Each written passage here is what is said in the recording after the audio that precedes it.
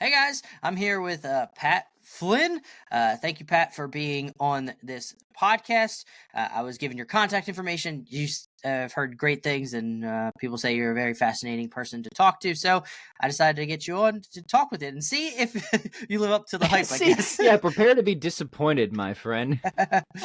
But before we get into it, can you maybe give a brief introduction for people watching? Who are you, and just give more background of who you are? Yeah, sure. I'm Pat. I live in Waukesha, Wisconsin. Just to start off on an exciting note, father of 5, husband to my wonderful wife Christine. We've got a Saint Bernard. I do the philosophy thing. I do a couple other things. I've got a book out. It's not that interesting, but that's the relevant background right there. Yeah. Mm-hmm. Well, getting a book out is a major accomplishment for most people. But yeah, so from what brief little bit that I've seen, it sounds like you are a reconvert to Catholicism, or did you grow up as like a cradle Catholic? What was your faith background? Yeah, good question. I often say there needs to be a word between convert and revert to describe somebody like me, because there's a lot of people like me. And what am I? Well, I'm one of those people who grew up there was some religion in the background, but it was just like the tiniest bit, right? Mostly, almost entirely secular upbringing. Went to church sometimes on Christmas, sometimes on Easter, usually only when the grandparents were around. No, never really talked about religion in the household. Went to a few Sunday school classes, and that's about it, right? So just the thinnest background of religion. Definitely not something that was very integrated. It wasn't integrated in my life at all. I was really about as secular as you could get. And so when I got to the 6th grade, I was hit sort of with like the 2 biggest objections to religion or belief in God that there are. I didn't realize it at the time, but looking back, that's what happened. So my science teacher started to outline, Big Bang cosmology, as much as you would get in the 6th grade, which is like the cartoon version, right? And I just remember thinking, hey, that doesn't sound like the thing I was told in that 1st grade Sunday school class, right? These seem like, what's going on here, right? So sort of introduced your classic science on one side, religion on the other, or faith and reason conflict, or the idea that we can just science it all, right? We don't need God to explain anything. That's one objection. Didn't have it formulated like that at the time, but it still hit me, right? There's also when 9/11 happened. So then like problem of evil, right? Wow, that's crazy. World's a terrible place. So in the 6th grade, I kind of hit the 2 major objections that St. Thomas Aquinas puts up against the existence of God. And for people who are familiar with St. Thomas, he's interesting because he always considers like an entire museum of objections to any position he wants to defend. Like, here's 47 objections to this obscure position I'm going to defend, and let me go through every one of them in excruciating detail. But when he considers the existence of God in his Summa, he only considers 2 objections. It's like, hey, this is like the biggest question. You're only considering 2 objections. But he's right, because there's really only 2 major objections. And it was those 2, right? It's hey, problem of evil, right? We have a perfect foundation, but it seems like we do not have a perfect world. How do we square that circle, if you will, right? And also, as Aquinas would put it, the principles of nature are enough. As he would put the objection, I should say. He doesn't agree with it, right? But we don't need God to explain anything, right? In contemporary form, it would say, hey, if 2 theories are on an explanatory par, believe the simpler theory. Well, theism and naturalism, or theism, atheism, they explain just as much, but naturalism is simpler, so go with that, right? That was an objection that interested me for a while, also prompted a lot of what's in the book. So that being said, when I was faced with these, objections, if you will, in the 6th grade, I didn't like throw my hands up and become an atheist. I wasn't really thinking about it, that much, but they were significant seeds of doubt that were placed into me that would send me in a certain direction and really develop over time. That by the time I really had gotten into philosophy by a little bit later in high school, and I was sort of introduced into philosophy really through certain writers. I was really into Mark Twain at the time, and another writer that a lot of people haven't heard about, but I still enjoy him. He was a cranky old atheist. His name was H.L. Mencken. He was a journalist, really funny. So people liked Christopher Hitchens and New Atheist. Christopher Hitchens seems to me, not God rest him, but he just seemed like he was always trying to be H.L. Mencken, but not quite succeeding. Mencken was the dude. I found him hilarious. He had a book out on Nietzsche. I read that. So and Mark Twain had an essay called "What Is Man?" It was this really provocative essay on determinism. This really got me interested in philosophy proper. But my sort of step into philosophy was through a lot of those old atheists and existentialists. And that just took me in that direction for many, many years. By the time I was in college, I would have considered myself a philosophical naturalist. A naturalist is really just an atheist with a philosophical system. That's all naturalism is. It's a philosophically developed form of atheism. All right. That was the faith background. I can't say there was a definitive moment where I totally just gave it up. It was sort of, I remember those initial points of conflict, and then there was just sort of gradual movement, in that increasingly secular atheistic direction. Mm-hmm. Was there a period where, because you had those objections, during this period of time when you're getting more into philosophy, which I'm really fascinating how a young kid in the 6th grade starts getting interested in philosophy in the first place, but how was it a case where you had those doubts, and were you looking into maybe seeing the answers for those questions, or were you kind of assuming that those doubts were the correct reasoning and that naturally led you to that naturalistic philosophy? Yeah. Were you not diving as much into that area?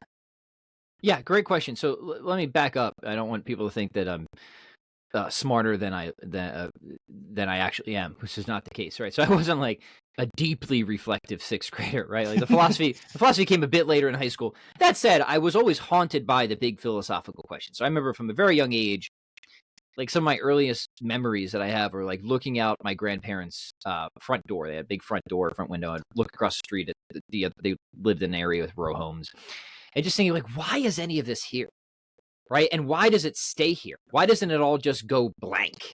Right. I don't mean like why, like a construction worker, like obviously, but I mean like, why is there any physical reality? That was a question I had from a very young age. I honestly think that the best philosophers are children, because they're just willing to ask questions, and they're not subjected to a lot of this, say, constraints that you get built on over time of, oh, this is here for this specific reason, but they just have this kind of chaotic way of thinking about it's unrestrained, right? And it's beautiful. Mortimer Adler, one of my great influences, in fact, he started influencing me back in a theistic direction. He always emphasized that to be a philosopher is just to return to all those wonderful questions you had as a kid, but to take them as seriously as you can now as an adult. And that's absolutely right, because kids have the biggest, widest, juiciest, and wildest questions. I have 5 constantly asking me these deep, profound philosophical questions. Like, I want to get my butt kicked. I sit around my kids, for a little bit. So yeah, that's totally right. So I did have big philosophical questions from a very young age, but it wasn't like a super reflective like middle school. I was mostly into like AC/DC and stuff, right? But then by high school, I was really much more interested in philosophy. Had a couple friends that were, kind of on the same page, and we'd have a lot of conversations about this stuff, philosophy and psychology. I don't know, for whatever reason, we enjoyed nerding out to that in between our, jam sessions in our pathetic rock band. So yeah, I'm sorry, I forgot what was your question now? So when you had those doubts about the existence of God because of those 2 main of evil, of why does that exist? Yeah. Were you, when you started getting down the rabbit hole of slowly building up and you're becoming more of a naturalist, philosopher, or were you not looking into those questions? Were you just kind of compartmentalizing and saying that's the reason why I'm not looking into it? Or how did you slowly, maybe, I guess really good stuff. So away? I like I said, I was interested in having certain things explained to me that seemed in need of an explanation. What are these things? Well, philosophers like to look at large scale features of reality, like broad features of reality. And it did occur to me at a fairly young age that if I was going to get answers to the questions that mattered most to me, it was going to be in the area of philosophy, not science, right? Science is great, it's powerful, but it's restricted. Science is etiological. It looks at how one physical event sort of proceeds into another physical event. But it can't answer the question, why are there any physical events at all? right? That's a philosophical question. That's a metaphysical or an ontological question. So, right, science, cool, great. It can help inform and shape certain philosophical questions, but at the end of the day, I think philosophy is the cat's pajamas, right? So I was really interested for a while in making sense of a lot of these big questions of human freedom, because I have these moral intuitions, right? We all have these intuitions, these seemings, if you will, that certain things seem to be the case, strongly seem to be the case. I seem to be like a free, rational agent. I can make morally significant decisions, at least sometimes, right? That I can affect the course of history. It isn't just history that just sort of passes through me, if you will, right? So when I read Mark Twain's essay on determinism, it bothered me, right? Because it was telling me that these intuitions are wrong all the way through. That didn't seem right. I couldn't tell you what was wrong with his argument at the time, but I just remember, like, it doesn't seem right? Moral intuitions, right? We all have these strong seemings that some things, some actions are really horrendous, even if people think that they're fine to do, right? We think that people can be wrong in their moral judgments. So there's some moral dimension here, right? That we can either be in accord with or harmony with and live a truly good, objective, and flourishing life, or that we can step out of alignment with and do really evil things that are truly bad and harmful, including and especially to ourselves, right? That we can teleologically fail. We can fail to be most excellent, as Bill and Ted, my favorite philosophers, would like to put it, right? So that seemed to be like something that needed an explanation. Consciousness, right? Our ability to be aware of the fact that we are aware. Rationality, to engage in inference making, right? To be critically reflective. That's an incredible power. How do we make sense of that with just physics and chemistry, if you will, right? And consciousness and rationality are separate issues, right? You could have conscious beings that aren't rational beings. Presumably, we do have conscious beings that aren't rational beings, right? As far as I know, as far as they seem to act. So both of those things seem to me to be in need of a significant explanation. And then, of course, the big ticket question, why is there something rather than nothing?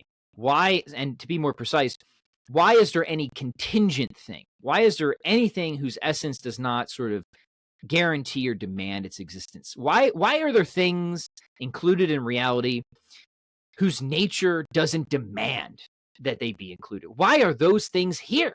Potatoes, beards, electrons, human people, whatever, right? Take a look around. Contingency all around us, right? Why is there anything contingent and just not nothing instead, right? Big questions. And what I discovered as I really tried to work through and develop a naturalistic account or answer to these, reading what I thought were the best minds, the best philosophical minds from that perspective, I realized sort of one of two things. One is that if there was a naturalistic explanation available, it was generally an eliminativist explanation. And an eliminativist explanation is this. We have some data or some phenomena that needs to be explained, but it doesn't really fit into our philosophical theory. And the naturalistic philosophical theory is one where the worldview is run by a principle of indifference. Whatever is at the bottom of reality, it's nothing like God. It's not a perfect being. It's nothing of supreme goodness or value. It's not minded in any sense. It's not aiming anywhere. It's not directed towards anything. It's a principle of indifference, whatever else it is, right? And then we're supposed to be able to explain everything through some combination of like atomic and evolutionary theory, right? Some sort of combinatorial method of explanation, and then selection, mutation, and stuff like that. Okay, so those are the tools you have to work with. Well, then we just sort of try to apply them to different features of reality. Morality is a good example because if you're, there's a reason that so many atheists, old and new, are moral nihilists, right? They will deny that the moral dimension is what it seems like to so many of us. Why? Because it seems like the direction of the naturalistic explanation, the strong direction, if not the inevitable direction, is something like this. Whatever else our moral beliefs are, they were simply programmed into us through Darwinian forces because they were useful for having sex and avoiding bears. And that's it, right? And if we were evolved under different conditions, our moral beliefs could have been completely different. This is known as the problem of Darwinian counterfactuals, and we would have no problem with it. We wouldn't have known any better. So really, morality is something that we sort of invent about the world. It's not something that we discover about the world. It's something really, it's just subjective. It can reduce to opinion and sentiment and all this or that, right? It's not what it seems like. Now, that tells a story about our moral beliefs, but it doesn't ground and explain the objective moral dimension that I think needs to be explained. But I think that if you are an atheist, that is the direction that you have to go. Not all atheists go there, because you can always complicate your theory. You can always add in adjunct hypotheses, as many do. And I talk about this in the book, that you can do this. You can make moves to try and avoid nihilistic outcomes, but it comes with significant costs to your theory, right? It's a separate conversation. But so that's one issue, is that when you confront some serious phenomena of the world, the naturalistic worldview, on one hand, tends towards eliminativism. You see eliminativists when it comes to morality. You see it with human free will. They're determinists, right? So they just deny that there's anything of human freedom. Many of them do anyways. And I think, again, that is the most consistent position. And that even human consciousness, right? The hard problem of consciousness. How do you get beings, unified centers of awareness with directed intentional activity from a base that is everything unlike what I just described, a base that is unconscious, undirected, disparate? How do you cobble all that crap together and just turn it into its complete qualitative opposite? It's like a magic trick, right? And it doesn't do just to call something emergent, right? As you'll see this term in a lot of the literature. Well, okay, great. But how does something like that emerge, right? So you have this problem of what we may call this qualitative abyss.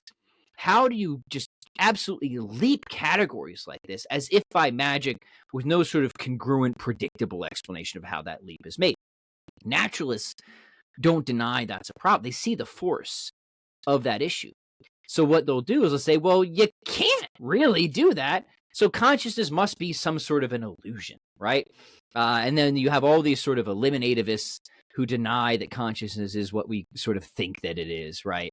And not just that, they'll go even further and they'll deny the existence of really us as properly understood, right? As sort of unified, enduring, personal agents. Why? Because, well, if everything sort of reduces to, I don't know, fermions and bosons, well, we're not the same, collection of the little tiny physical bits right now that we were like 5 minutes ago, right? So I guess we're not even really the same person. That sounds kind of weird, right? I think that sounds super weird. I think that's definitely wrong. But I think that it is a very plausible position to take, if not the position you should take, if you're trying to be a consistent naturalist and hardball reductive physicalist, right? So if you find these things deeply unsatisfactory and problematic, as I did, you might want to start questioning the starting point that drives you to those conclusions. But many naturalists don't. Many naturalists just say, no, that just is the conclusion. And I'm going to accept it come hell or high water, man, right? And what do you do at that point? I don't know. You can't force anybody into a philosophical position. The most you can do is just try to raise costs and give them reasons to reconsider certain starting points that push towards these endpoints. And then there's other issues where I just don't think there's any naturalistic story that can be told at all. Like I don't think that naturalism can explain why there is something rather than nothing, right? Why there is a stable contingent order. I think at the end of the day that God is a necessary condition of contingency. So this is all throughout the tradition, right? I mean, thinkers were always like, hey, look, there's this contingent stuff. Nothing about the nature or essence of anything contingent guarantees its existence. St. Thomas Aquinas would say that the essence of any finite contingent thing is really distinct from its active existence, that its whatness is really not the same as its isness, right? So all these things are the sort of thing that needs to have existence continually imparted to it, that our existence is something like our continually being caused to exist, right? And if that's right, and you just kind of accept, I think, the fairly easy position to accept that things just can't come into being from absolutely nothing, I think reason strongly then converges upon something that is a very spooky sort of entity. We would call it a necessary reality whose essence just is its existence, right? That we need something like that theoretically as the anchor at the basement of reality to explain how any finite contingent thing could possibly emerge in the first place.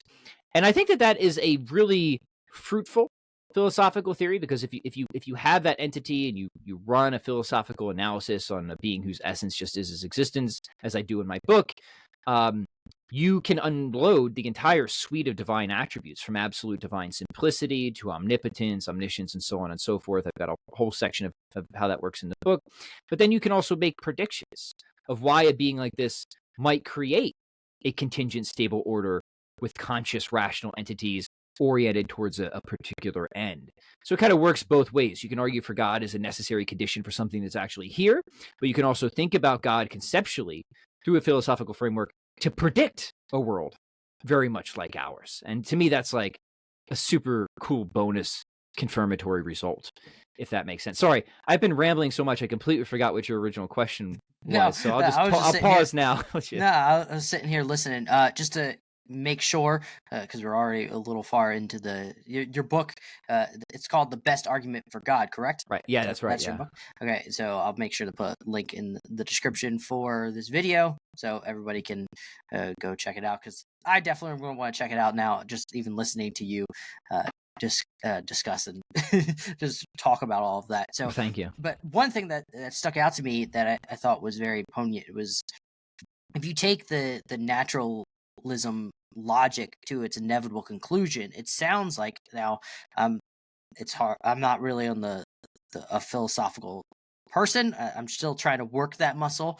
I'm still trying to grow that, but it seems like if you're taking it to its natural end, the extreme end of that conclusion, it seems like it just naturally reduces us to nothing, and it can result in reducing humans to kind of a very lesser being, so to speak, and not have human dignity, which then results in it conflicting with the moral law that we were talking about before, of how that's ingrained in us, and how that seems wrong just on the outset of thinking about all human beings are worthless.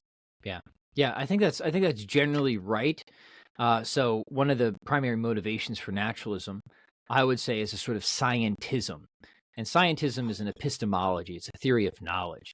And it's essentially the idea that, hey, science works. We can science everything, right? And science doesn't give us God. We don't get God through the scientific enterprise. And I would say, well, of course not. That's just a category confusion to even think that we would, right? And the reason I bring that up is there are versions of naturalism that are more exotic or liberal, right? That would not be defined in the way that I've defined naturalism. And what I would say, and they're that way because they recognize a lot of the explanatory problems that I've articulated. So they sort of redesigned the theory, if you will, or rewired the theory in such a way to try and give a better explanation, right? But then I would say that at that point, you've sort of abandoned or lost one of the primary motivations for naturalism in the first place, which is this sort of broad scientism, which again is the idea that we should be able to explain everything through this combinatorial reductive method, right? So you sort of just you lost the whole reason of being a naturalist in the first place, and now you have this horribly complicated arbitrary theory that still can't explain nearly as much as theism. So that's me kind of hedging what I think will be an obvious retort, and also trying to be charitable to naturalists, because somebody will say, well, that isn't my version of naturalism. I know. I know. It's like Ben and Jerry's, ice cream. Many different flavors out there. My job was to present and argue against what I think is the most plausible and best version of naturalism, right? But that would be my sort of response for people who want to take a more exotic or liberal form of naturalism. It's still going to run into all sorts of explanatory failures, and at the end of the day, I think there's still dispositive arguments for classical theism. But if you take the naturalism that I think is the most plausible and the best motivated, then I think that that's right. I think that you're driven to these conclusions, as many naturalists are happy to argue themselves, old and new, right? That's why there's so many naturalists, old naturalists, who are not just nihilists but absurdists, but contemporary naturalists. You think of somebody like Professor Alex Rosenberg. He's a naturalist, very smart guy, and he is an avowed nihilist, right? He thinks that the naturalistic worldview with Darwin's theory, just sort of it's Darwin's acid is how they describe it, right? It's the thing that eats through everything. It eats through all of our common sense beliefs, these folk notions, and exposes them ultimately as like horrifically delusional. So it's not just the theist or the theistic or religious apologist who is saying these things. These are things that are said and argued for by naturalists themselves. And one of the things that first convinced me to move away from naturalism wasn't hearing. I didn't even know what a theistic apologist was, right? It was just reading the arguments from naturalism to nihilism and or absurdism that caused me to go like, oh, pump the brakes. This is wild stuff. I'm in college. I see a lot of but this is really wild stuff, right? I don't know and I remember I threw my hands up at some point. I'm like, I don't know what's true. I'm a young fool. But I'm pretty sure this isn't it, right? And that was a big turning point for me, where I just kind of threw my. I think I really actually did throw my hands up at one point, and I just decided I don't know what's true, but I have to look at some different perspectives, some different philosophical paradigms. Yeah. Mm-hmm. So what after you threw up your hands, for instance, where did you look to next? Yeah. So I was I had a passing familiarity with some of the old pagans, right, in my from my undergrad philosophy courses. But you never really learn anything in undergrad, right? Everybody knows that. So I wanted to go back and I wanted to take another look at these guys, right? And what I discovered, Plato, Aristotle, is that they had a lot to offer. And they were a little spooky and a little weird, and like their science was definitely outdated. But if you're, careful enough to distinguish, truly philosophical questions and answers from scientific questions and answers, which have been conflated before and even were conflated by Aristotle, you can make those principled separations and realize, okay, we can and maybe should set this aside. But his philosophy stuff is still really good, right? Especially like his Nicomachean ethics. Like there's a lot going here. I might not go all in on it, but there's a lot here, and he seems to have some really good answers to some of these thorny questions that I was really struggling with. We mentioned Mortimer Adler. So I had read him like way, way, way years back. He's got a book called How to Read a Book. Amazing. Everybody should read How to Read a Book. But I didn't realize until later in my life that he himself was an awesome philosopher who moved from being an agnostic to a theist and eventually a Catholic. He became Catholic when he was like 96 years old. I mean, like squeezing in right at the end there, right? It's all that matters. But it was Aristotle and St. Thomas that did it for him, because he's got all these books out, and they were pretty big influences on me. He's got a book called 10 Philosophical Mistakes. I often recommend it as a great beginner book to philosophy, because what he's doing is he's looking at the history of philosophy, and he's pinpointing certain time periods and really thinkers. He picks on John Locke a lot, where he says, here's where a line of thought just went completely off the rails and why it has led to sort of the catastrophic consequences we have in philosophical thought in modern academia, right? And he's like, here's how we fix it. We go back to the thought of Aristotle and St. Thomas, realize that their systems can avoid these problems entirely. Problems in what? Problems in ethics, problems in political philosophy, problems in mind-world connection, philosophy of mind, consciousness, all of it, meaning, semantics, all of it, right? Big issues that we have in contemporary philosophy.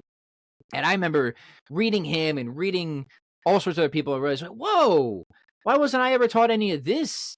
Like, these actually seem, okay, maybe it hasn't answered every question. It like, it seems like we actually have a system here that can start to account for things in a robust way that I was never able to find really good, satisfying answers for within naturalism. Again, from mind and meaning and significance and morality and consciousness and all of it, right? So a whole, confluence of different thinkers, a lot of them pagan.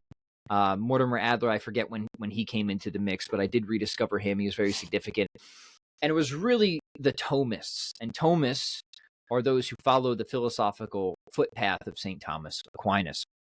So at some point I became sort of really enamored and just deeply intrigued by natural theology. And natural theology is a misleading name, because it's just philosophy applied to God, right? It's like, what can we know about God from the philosophical armchair? So we're not relying on revelation or anything like that. We're just thinking about the broad features of the world and trying to discern what, if any, of the necessary conditions for those features are, right? So this is where you find a lot of the really robust, I think, philosophical arguments for God. So I was really interested in that, because that seemed to me a really important question. And I don't know, it just seemed like the coolest thing to think about. And it was it's like God and soul. Descartes was right. Those are the two most important questions. It's the two things I still think about most. And then over time, I became convinced, not by all the arguments, but there were at least, a good number of arguments that I think were dispositive for not just the existence of God, but classical theism that were shared by many different thinkers and traditions. You have the ancient pagans. Obviously, the Christian and Catholic tradition is huge, but you have it in Judaism, you have it in Islam, you have it in Hinduism. And it was cool to me because it seemed, pretty scientific. Here's a bunch of people, different times, different people, thinking about the same sort of broad features of the world, contingency, change, compositeness, and kind of all reaching the same result. If there's contingency, it has to be sort of underwritten by at least one necessary being, whatever that is. If there's change, Aquinas is big on this, there has to be at least one unchanged changer, one unmoved mover, building on Aristotle. If there's compositeness, if there's things made up of parts, there has to be one absolutely ontologically simple first principle, right? And all those things end up being the same being, that necessarily existing, absolutely simple, unchanged changer whose essence just is his existence, is what we mean philosophically as God, as classical theists, right? So that really struck me. I thought the arguments were good in of themselves, but seeing, again, the convergence of thought from so many different brilliant minds really just struck me of there's really something to this. And then I rolled up my sleeves and studied it as best as I could and tried to make my own contributions. And here we are today. So that's what really ultimately, it was a long period of time with many different thinkers and a lot of steps along the way, but that's essentially it. Right. Mm-hmm. So how does it work with when you're going to college? Because I'm an engineer, so I understand that aspect of going to college. But for philosophy, what does that look like? Do you have to, because for engineering, you have to choose a specific line that you're going with. So with philosophy, do you have to choose a specific line of, this is the philosophy that I'm going down, like naturalism, or now you're going to be more of a Thomist? Good question. So to be clear, my master's is in philosophy. My undergrad, even though I took a lot of philosophy courses, was actually finance and economics, right? I wasn't foolish enough to major in philosophy for undergrad. And I tell people, don't do that, right? You do master's or grad school or something in that. I always wanted to either do philosophy or music originally, but then I had enough sense that if I was going to spend all this money in college, I might as well get a real degree that I've never used, right? So then I just took all the philosophy courses I could. So I can't really but I did have a lot of experience with philosophy courses as undergrad, and a lot of even for me, I'm 34. But a lot of the kind of horror stories that you hear of the philosophy departments at a secular university were absolutely true. The philosophy departments were stupidly hijacked by political ideology. I wouldn't say they were outwardly trying to make atheists of all of us, but they certainly were not friendly to the theistic tradition. A lot of times you weren't even exposed to various philosophical lines of thought. I remember one of my intro to ethics classes, we had went through the various ethical theories, and traditional natural law wasn't even taught, not even superficially, which is crazy because here's this extremely robust traditional way of ethical thinking. You would think just out of sheer general liberal education, people should be familiar with it, right? Wasn't even presented. When Nietzsche was brought up, I remember we had to read some feminist interpretation of Nietzsche. Fine, feminist thought, you should read everything. I'm not against I think you should take all schools of thought seriously, but it was seriously slanted, right? Painfully and obviously slanted towards particular persuasions, not even so much religious as what. Now they weren't all like that, so I want to be fair, but I have some really egregious examples that are not exaggerated where that was absolutely the case. I mean, my first ethics professor, I've told this story on our podcast before, was a devout, strong form moral relativist. These people actually exist. And she was pretty adamant about trying to get the class on board with this relativistic project. And we'd watch these propaganda videos. Man, it was bad. It was really bad. So it was bad even for me back then. Right. It was bad and it was obvious. So that isn't everybody's experience. But there was a lot of, and that reaffirmed to me, like, okay, I'm definitely not going to switch to philosophy for my undergrad. Master's was much better. That was at a different institution, and that was great because we spent a lot of time, as you should, with the primary text, engaging directly with the thinkers and getting I think a truly robust, actual philosophical liberal education at that point. So I don't know if that answers your question, but yeah, my experience of philosophy as an undergrad was an absolute train wreck. So there you go. not to turn anyone off, but that's just was what it was, man. Yeah. And I wonder why that's you see this degradation in a lot of just the arts in general, the ways of thinking. Is that a result of just this move towards naturalism, or this move towards this scientism movement, that where it's all trying to be objective, and there needs to be a right answer instead of trying to think through the process of thinking, kind of? Yeah, you see, I don't know if I want to pin this issue on atheism or naturalism. I think it is distinct, and I wouldn't know how to trace all the lines of influence, of postmodernism and feminist thought and stuff like that. But it's definitely not all.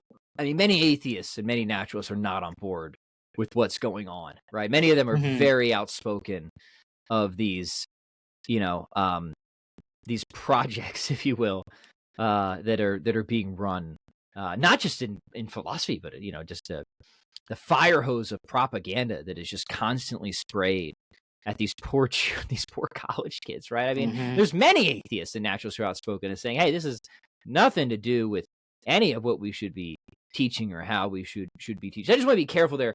I don't see a direct line from atheism or naturalism to this sort of ideological insanity. I think it's like a lot of a conglomeration of a lot of insane ideologies together. Yeah, doing this, it's strange, and I think university-wise, I feel like there needs to be a revamp of universities in general. Yeah, let's hit the reset button. I mean, I think one can make plausible claims about how the sort of wider, philosophical worldview of naturalism, being nominalist, anti-realist, reductivist, right? That kind of sets a stage where people can make certain claims that would otherwise just not fit within a theistic, realist, Catholic perspective, certainly, right? I mean, claims about gender ideology and stuff like that, like those things can only fly if you have a certain sort of philosophical backdrop, if that makes sense.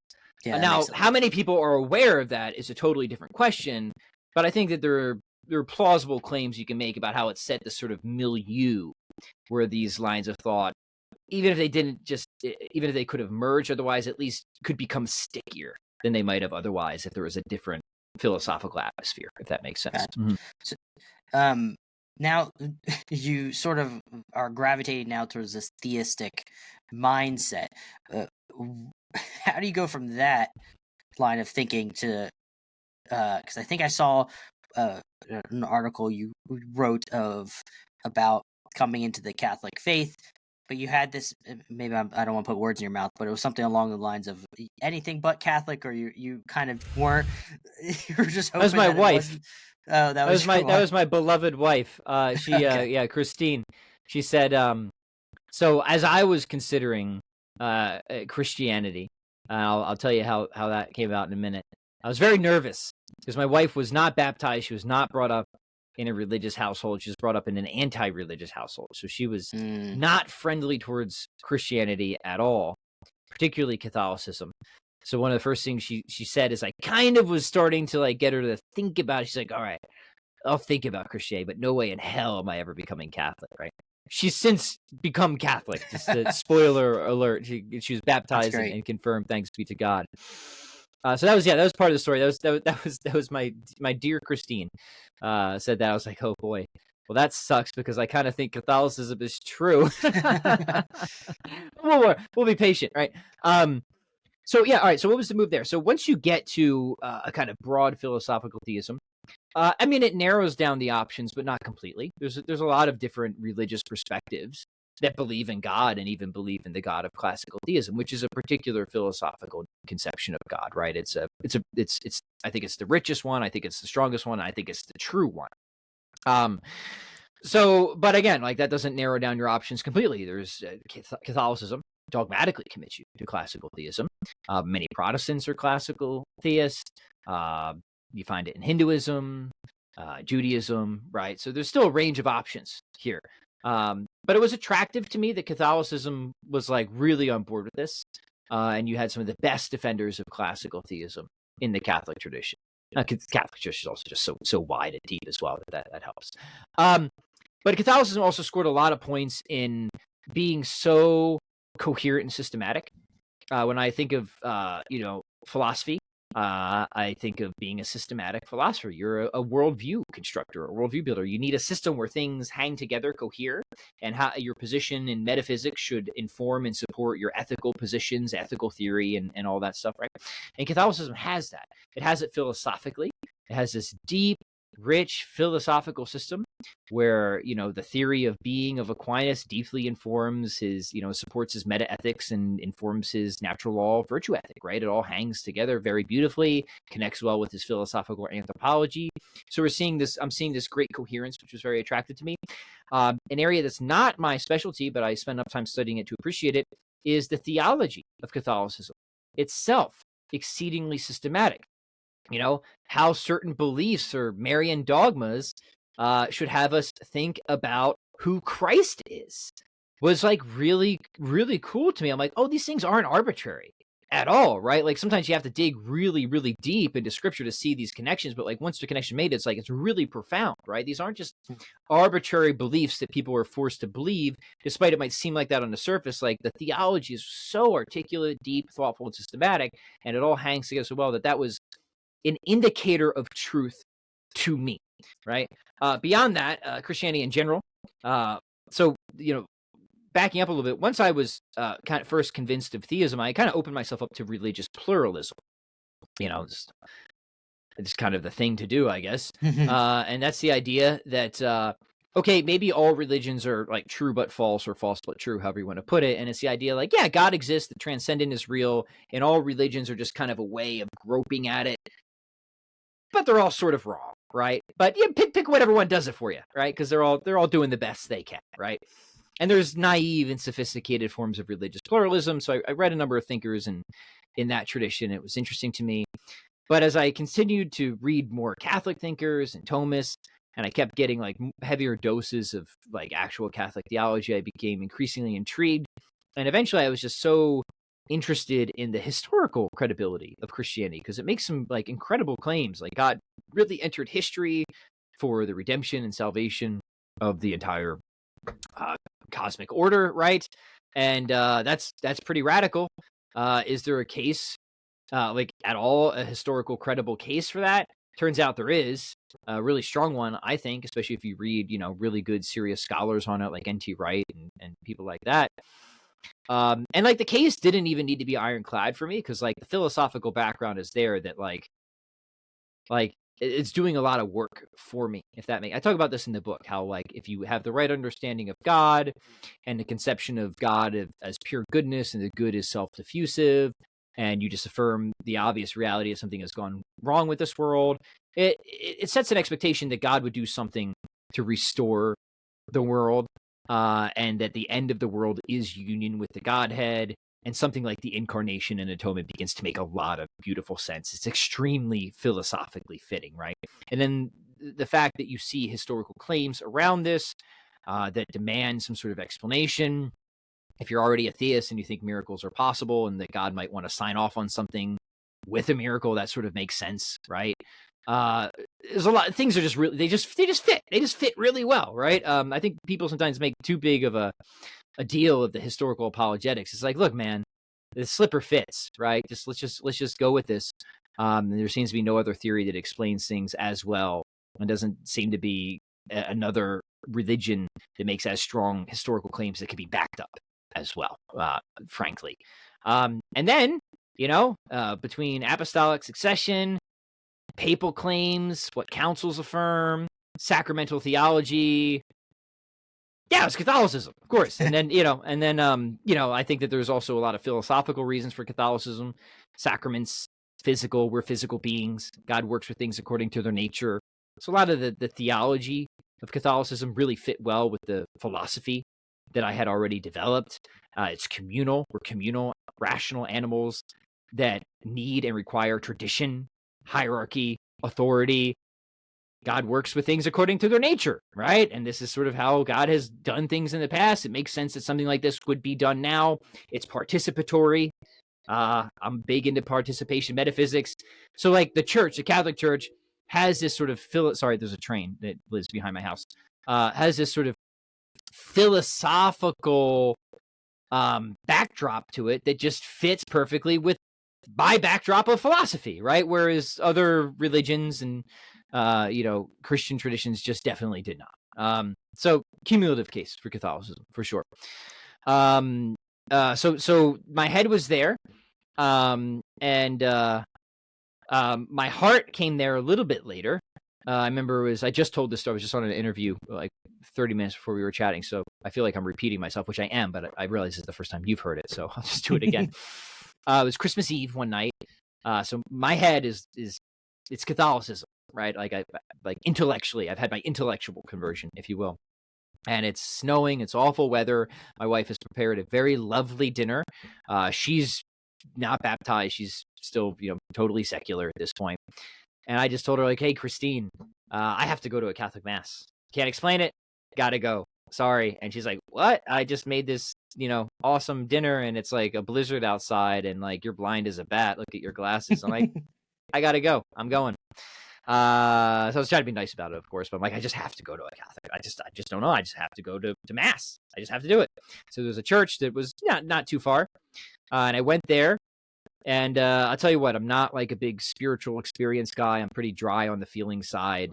But when that Eucharistic prayer was confected out, I'm like, I just knew, right? It was seriously profound for me. Like I knew that I was where I needed to be and where I would be for the rest of my life. And that also at that point, I had to, whatever I had to do, I had to bring my wife and my kids with me on this. And by God's grace, he really did just help me to become a better husband, a better father.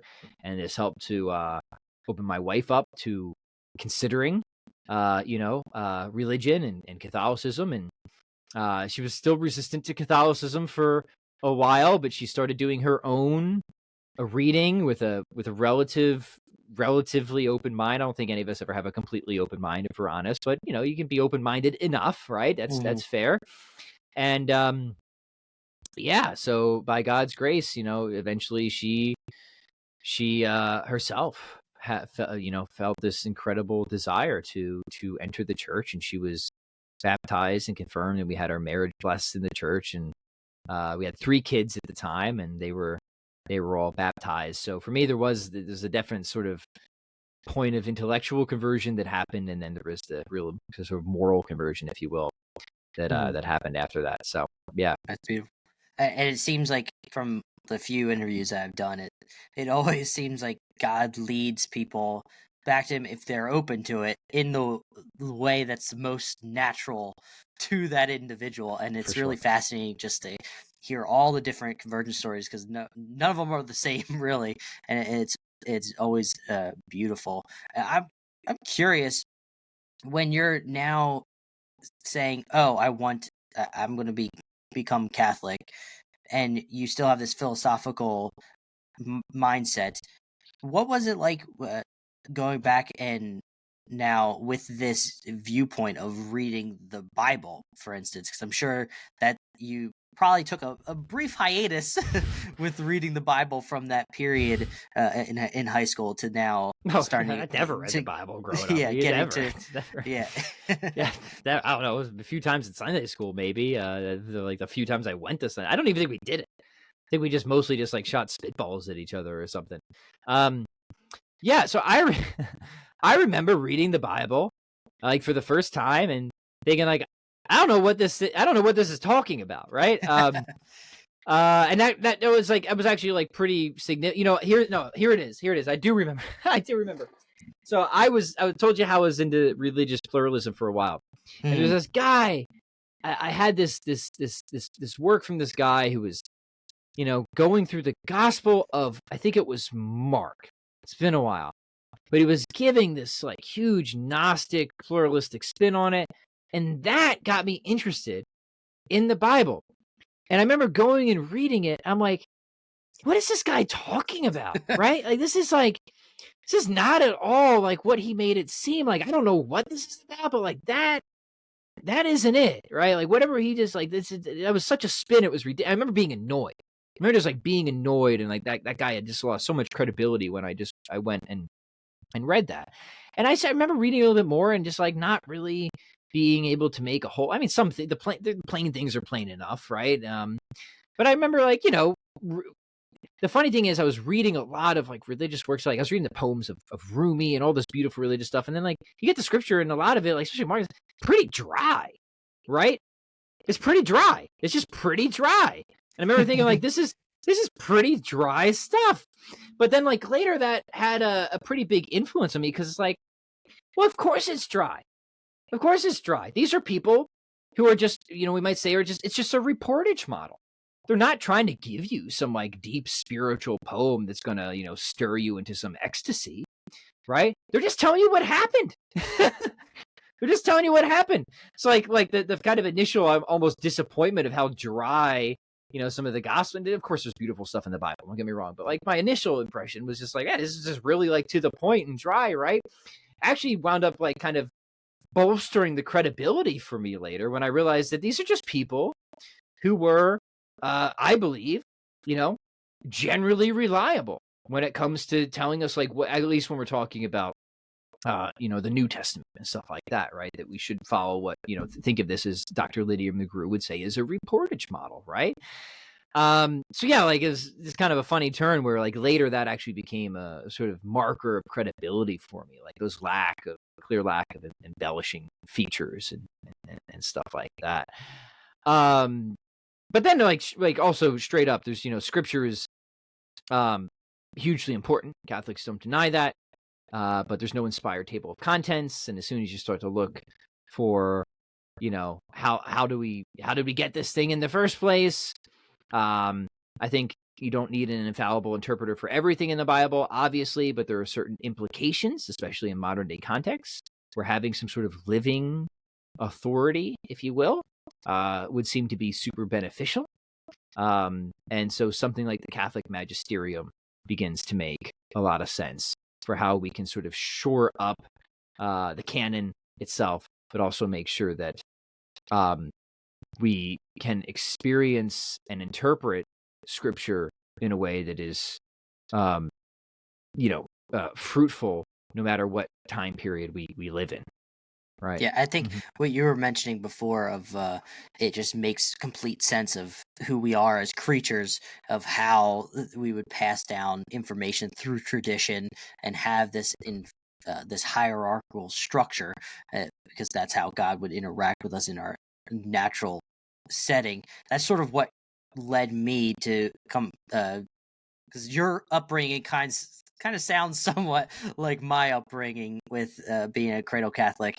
That parents wanted to get me do the classic CCD just so I could get confirmed and go through that whole process, but never really had like the conversations about the Bible or diving into scripture as much or reading. But coming back to it, that was one of the main things that stuck out to me. Is like, yeah, that makes a lot of sense that you would have to, you see this hierarchical structure in the Old Testament, so that would obviously seems like that would translate to if Jesus is establishing a church, that naturally is what's going to happen.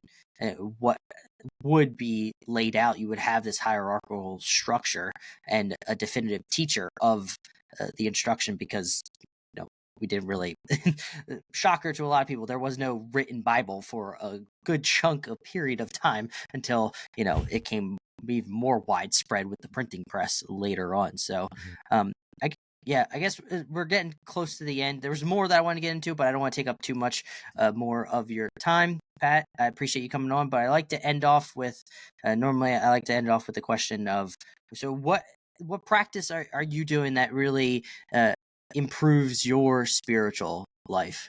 Yeah, that's a great question. I'm a basics guy, right? So we as a family always try to have a priority of praying together as a family. Angelus at noon, rosary, um, obviously mass together all the time as well, regular confession and stuff like that. So I really just try to make sure that I'm living the sacramental life as best as I can, by God's grace. Never perfect, right? Never perfect. And availing myself of the wonderful gifts that the church has given for us. I love the Jesus prayer. I find myself praying that a lot. If people aren't familiar with the Jesus prayer, you get the kind of the what do they call that? The rope. I have it. I should have brought it for a show and tell.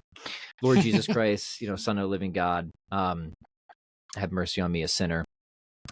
Is always just I actually love rote prayers. I do kind of have philosopher monkey brain, so it's very, the rote prayers are good for me because they can help center me, right? Hail Marys, Jesus prayer, all those. I know sometimes people will take digs at the rote prayers, but for me, in my mind, I find that they're just the sort of thing that I need. Otherwise, I just wander way too much to obscure issues and stuff like that. So I don't have anything exciting on that front. I'm pretty basic, but I think I do just fine with the basics. Also realize that God will give me an extra helping of suffering whenever I'm a little too spiritually lackadaisical. And make sure that I'm moving along, at least at some sort of pace. So thank the Lord for that. Right. Mm-hmm. Yeah, great. Well, I appreciate you coming on this podcast, Pat. Hopefully you had a good time. I had a great time, Adam. Thank you. Hey guys, thank you for watching this video. I hope you guys enjoyed this interview. I always enjoyed all the interviews that I do. If you are new to this channel or this podcast, please subscribe to the podcast or the YouTube channel, whichever way you are watching it. If you are on podcast platforms, listen. I would like you to subscribe, obviously, and then leave the podcast a 5-star review, whether you are on Spotify or whether you are on Apple Podcasts. That helps the podcast grow. And as always, just share this podcast with your friends and family. Also share this YouTube video if you just want to share the YouTube video as well. If you're here on YouTube, that is the best way we can grow this community as a whole. And go to adambuckingham.locals.com if you want to join the community and also support the podcast. So hopefully we can do bigger and better things and have bigger and better interviews, and I can interact with all of you all on a one-to-one basis. So go do that, and until next time, I hope you have a blessed week. Bye.